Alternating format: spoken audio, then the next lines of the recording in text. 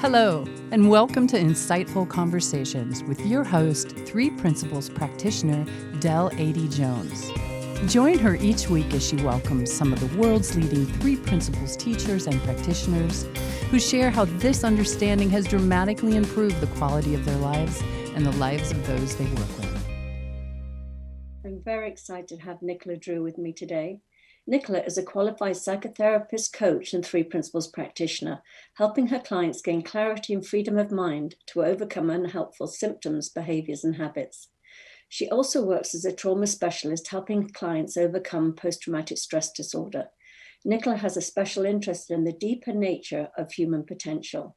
She believes that every person, no matter what their circumstances, has innate well-being, which can be innocently veiled due to misunderstandings about who we really are and how life works. Hi, Nicola. I'm very excited to have you here today. I have your book.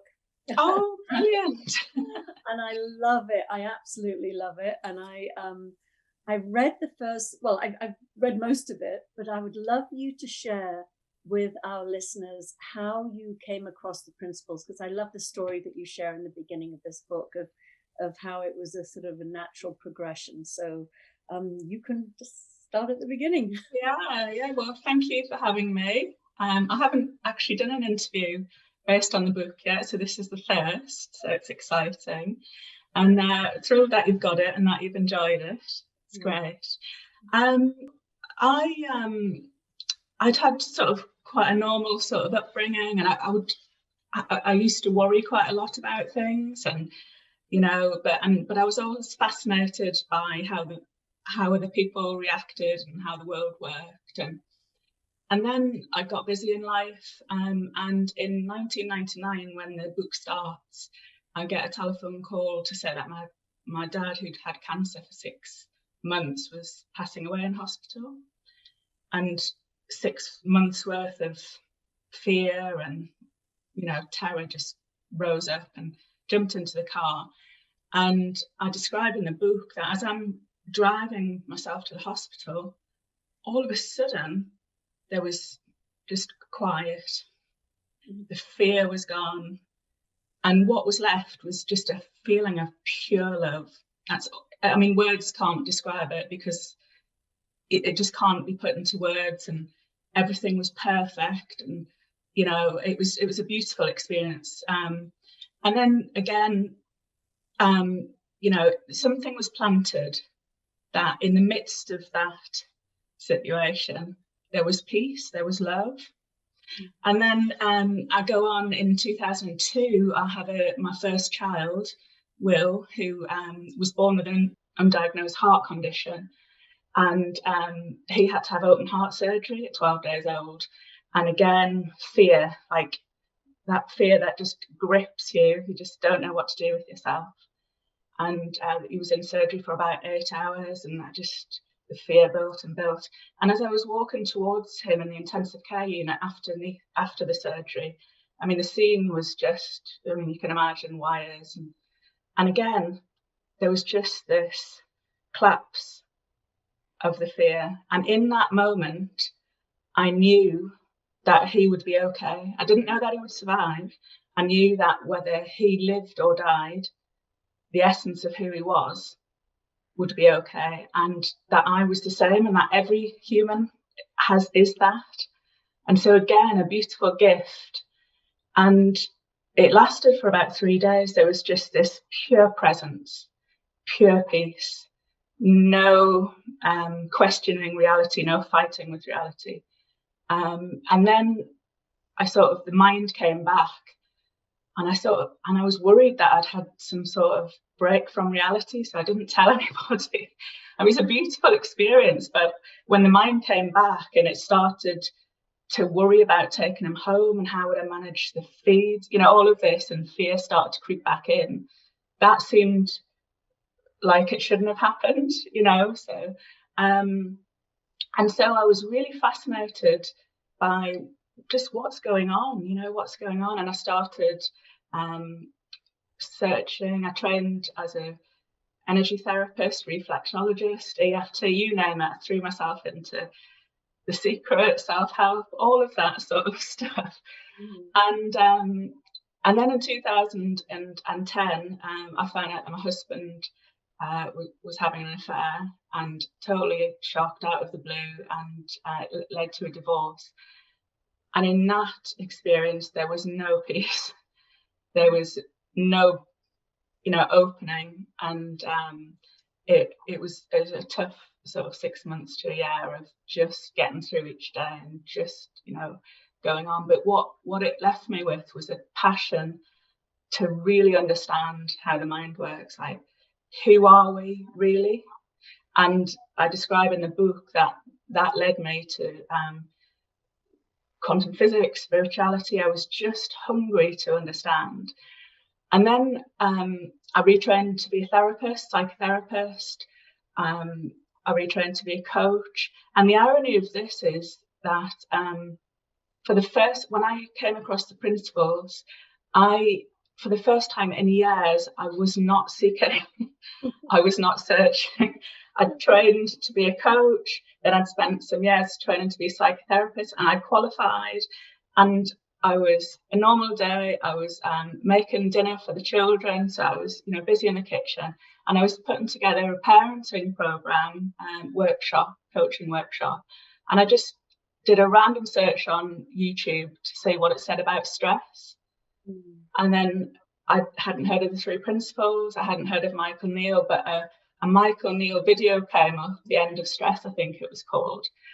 And as I was stirring the pot, something he said literally stopped me in my tracks.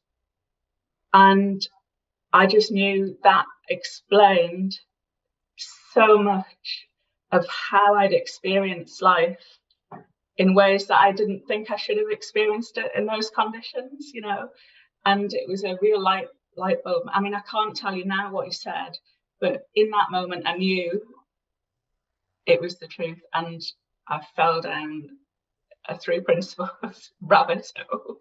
And it's been brilliant ever since, just deeper and deeper. So yeah. Gosh, there's so much in what you were sharing that resonates with me, and it really is. I remember when my son was severely depressed, and I was in this state of anxiety of like, oh my God, because it was having a suicidal ideology, and I was like, how can I cope with this? What can I do? And then all of a sudden this peace just came over me, and again, it was that feeling of, we're going to be okay no matter what happens. And that no matter what happens was including if he wasn't going to be here anymore. And so it was shocking to me too. It was like, how can I feel peace with that? But it was just, I don't know what happened. And as I settled, he settled. It was really amazing to me. So, and just the synchronicity, the ways that we come across the principles. Mine was in the midst of a divorce too, thank God. Oh, was it? Yeah. Every cloud. Yeah. Yeah, I went through that to get what I've got today. But so what was it? I mean, you said you can't remember exactly what Michael said, but what was one of your first insights? What was one of the sort of aha moments for you that you knew you were onto something? Yeah, I think what I'd struggled with is I'd grown up, like lots of us, in the belief that the outside world dictated how I would feel. Mm-hmm. And there'd been a few glitches, like I described. And what I heard was, it's not the outside world that's making us, it's an inside out experience.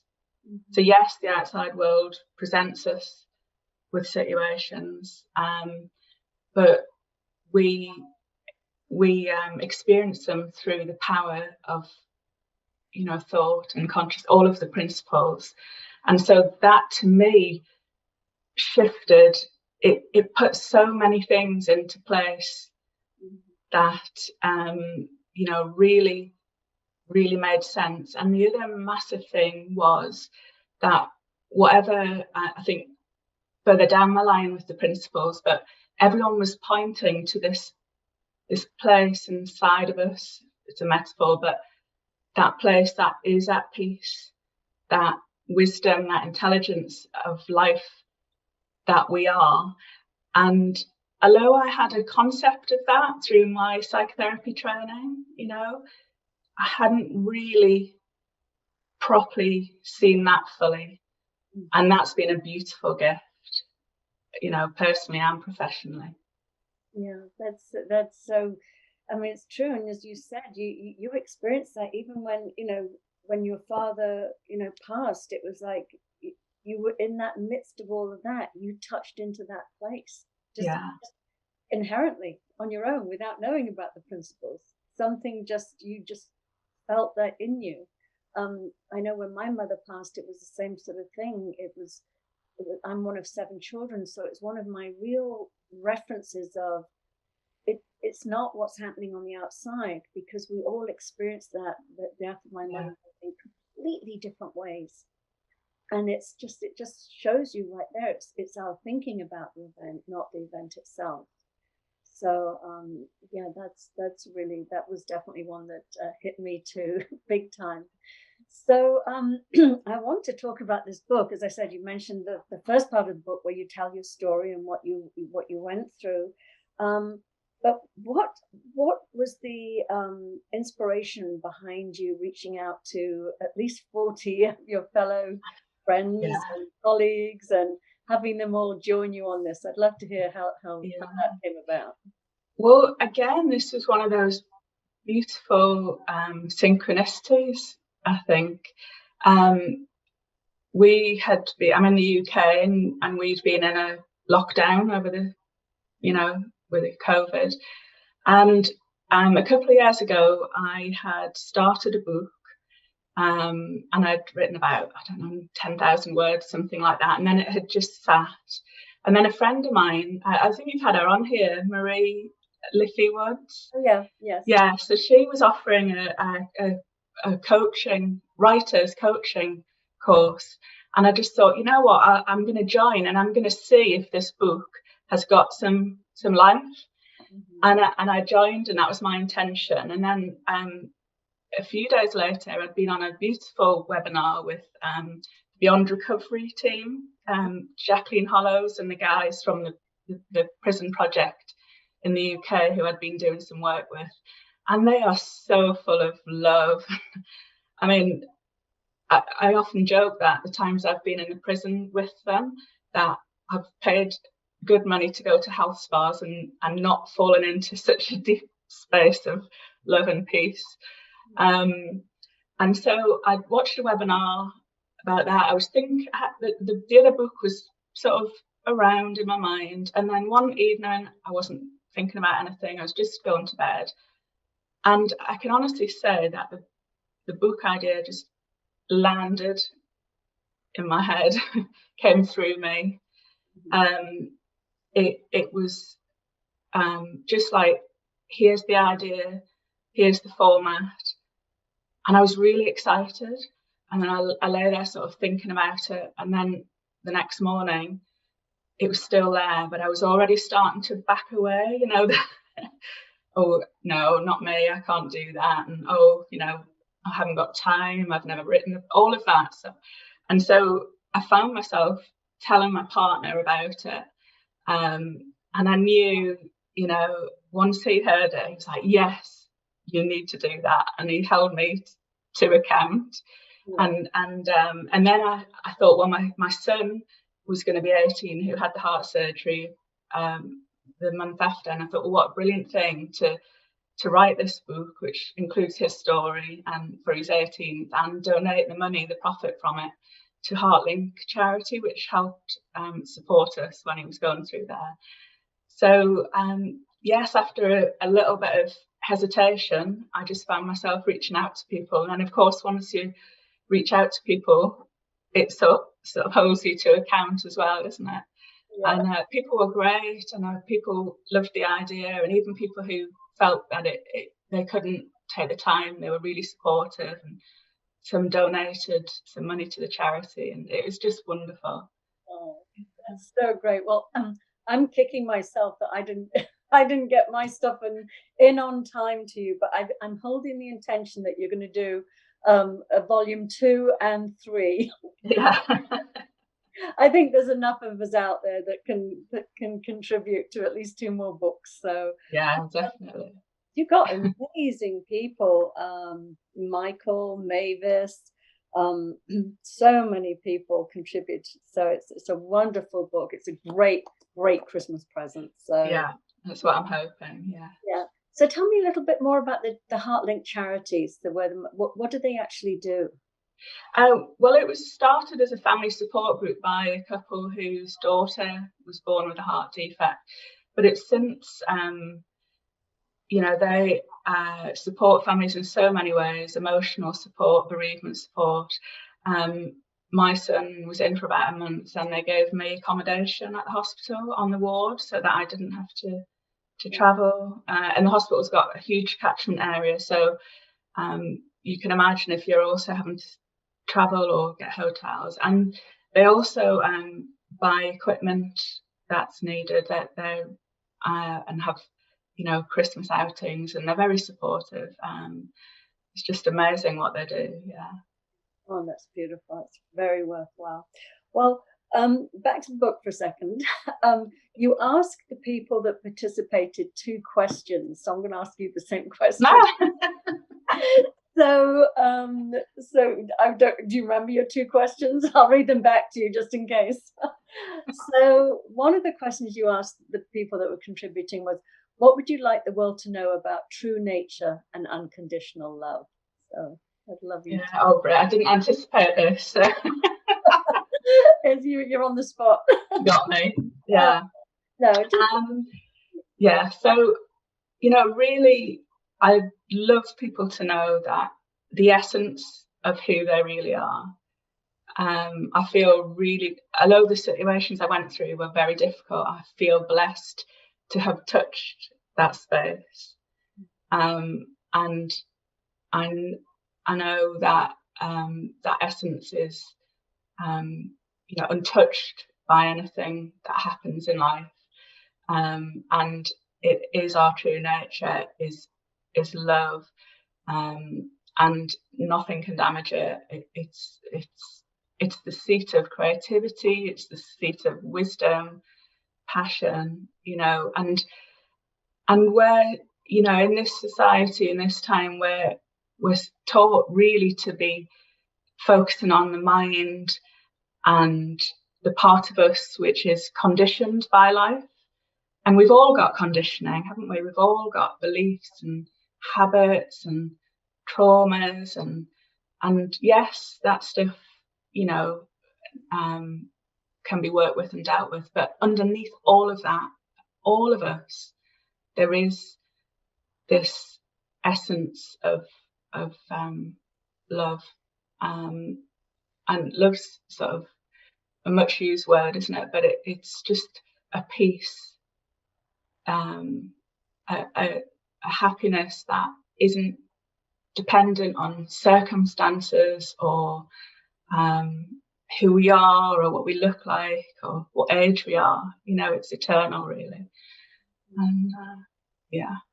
No, it's beautiful. And yeah, I know. And it's so, yeah. And I think in our culture, we're brought up to believe that, love is something that we get from another person. And when we realize we're made of love, and we can share love, it's not something to sort of seek and grasp and to fill this void. It's just so freeing. And I think all relationships, everything improves from that place. Not the sort of the neediness, but the wanting to share and embrace it and share it with others. It's a very different dynamic, I feel. Oh, absolutely. I mean, we put so much pressure on our loved ones, don't we, for us to be okay when we feel that there's something missing. And as we come to this understanding, we start to see more and more that we are whole, and that instead we go into relationship to amplify that wholeness, that love. Yeah. And this, allowing people to be as they are, without us clinging or is a beautiful way to be in the world. No, absolutely. And just the, and also for me, just the respect of separate realities. You know, our partners don't have to see the world the way we see it. You know, and they don't. But when we have that expectation that they should, you know, that's when we start sort of, you know, creating problems for ourselves too. So tell me again, just personally, I know, and how, going back, like even prior to your father passing, how would you say coming across this understanding has how do you show up so differently in life? Mm-hmm. Yeah, there's so much more simplicity. Mm-hmm. I used to overthink, and I wouldn't have had the label anxiety, but looking back, I think even at school, you know, I remember visiting relatives in the US on holiday when I was still fairly young and crying in the car because I was worried about a times table test that was going to be weeks in advance, you know. And so I was the classic time traveler in my mind. I would go off to a future and anticipate and then worry, and, you know. And so now, I mean, that sometimes still might happen, but not for very long. And I don't take it as seriously, you know, as I used to. So life has become simpler and more lighthearted. You know, there's less seriousness around things, less needing to control everything, which is a gift as a parent and as a partner, you know. So yes, I would say the word that I would describe is simplicity and just peace of mind, really. I think any time that we, as humans, when we understand how things work a little bit more, it takes a lot of misunderstanding away and a lot of pressure, doesn't it? Yeah. You know, it just clears away a lot of the unnecessary working out of things. Yeah. No, I know. I mean, I was on a spiritual path, a psychological path for many, many years, and it really is the simplicity of the principles that you know, it just cuts out all that extraneous stuff that, you know, that you'd normally be trying to battle with. You know, for me, I definitely, you know, if I am having, I think prior to coming across the principles, I was either, you know, in the future, which was always fearful, or I was in the past, which was regret. Yeah. And now, if I tend to be more of the future thinker, the fearful future more than the past. It's like, that's gone. I gotta focus on this coming up. Yeah. But but really, the second I feel that I'm not, you know, I feel a bit yucky, it's just my internal alarm system going, oh, you're off in your thinking. You're off in the future. And I just go, oh, yeah, okay. And I just pop back into the center, pop back into the now. And it's just so simple. So simple. Yeah. It's a beautiful system, isn't it? But so misunderstood. Yeah. Exactly. Like, we're so trained not to push away, to ignore the uncomfortableness. So it's actually really useful information. Exactly. Like, what are you believing? Where are you in your mind? Yeah. Unless there's a saber-toothed tiger here right now, you know, what's going on? Exactly. And that's been a lovely gift working with clients as well, being able to point them to understand the nature of thought. Yeah. Now, you work a lot with post-traumatic stress disorder. So if you have somebody that comes to you that's, say, you know, been at war, you know, witnessed atrocities and things like that, I mean, how, when you have somebody that has sort of, life has absolutely, you know, pushed up against them, bruised them, for whatever word you want to use, how do you simply get across that what they're experiencing is via thought? Because, you know, I would imagine if any of the areas, in trauma is one of the areas where people will push back and say, no, this is too simplistic. It's you know, you're not understanding what I went through. So how in a situation like that do you really get the understanding of the principles across? Well, obviously it's different for everybody, but generally psychological education, so helping people understand how the amygdala, the security guard in the brain, doesn't realise that the event isn't happening now because it doesn't. It was the amygdala was there before we had the thinking cap, the neocortex. So if something is playing on somebody's mind, the security guard in the brain, the amygdala, thinks it's happening and now, so it will be alerting a fight, flight, freeze response. So lots of psychological education about how the brain works and how thought plays into that. And also right from the start, pointing the person gently, not dismissing what they've been through, but gently starting to point them back to the well-being that's underneath that is still there.